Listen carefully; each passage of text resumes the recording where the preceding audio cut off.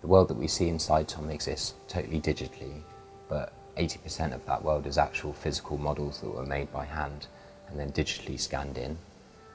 And once those models were inside the computer, it was possible for me to start reassembling the locations that I'd imagined in my mind and to start choreographing the camera and the characters within that world.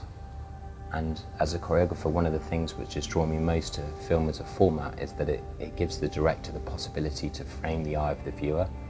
And this brings the potential for choreographing environments and people, not only by their form and their movement, but how the viewer's eye moves within that relationship. And in fact, within Tom, there's only about 8 shots out of the 200 plus shots that are in the film that actually have no movement whatsoever in them. Having a digital camera that can fly anywhere and do any movement made the possibilities for exploring this relationship almost limitless, with the only caveat to that being that in order to put people into that world, I had to film them on a green screen stage and place the people into that 3D space.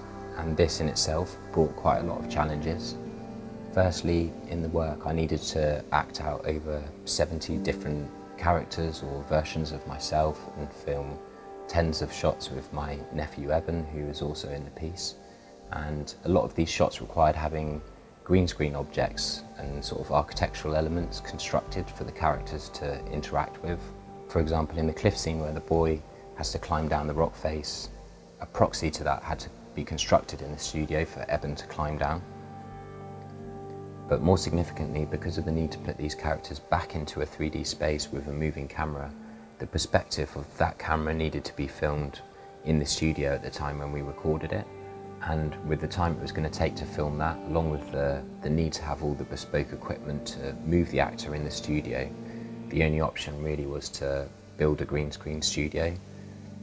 So I built a studio in my parents' garage which had an adapted treadmill to simulate people walking and a revolve powered by wheelchair motors to recreate the camera moving around those characters.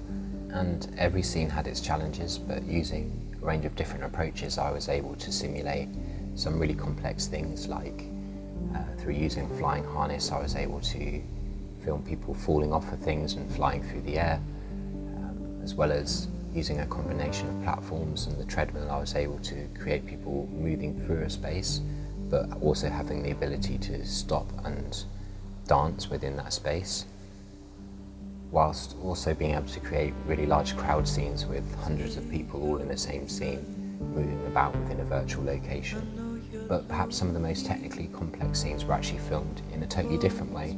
Some of the dance sections within the work were actually filmed using a 360-degree camera to really allow for this choreographic duet between the dancer and the viewer to be pushed.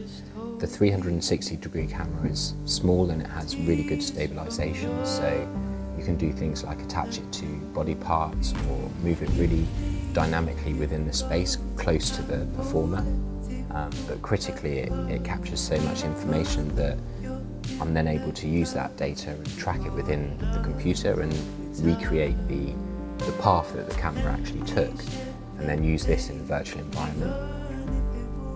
So we can create a scene with really complex, intricate camera movements, and then take the dancer and then put them into a virtual world.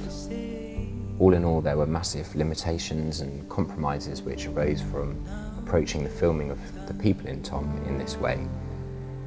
But because the choreographic use of the camera was one of the central starting points for the project, I think ultimately it was probably one of the only ways of achieving it.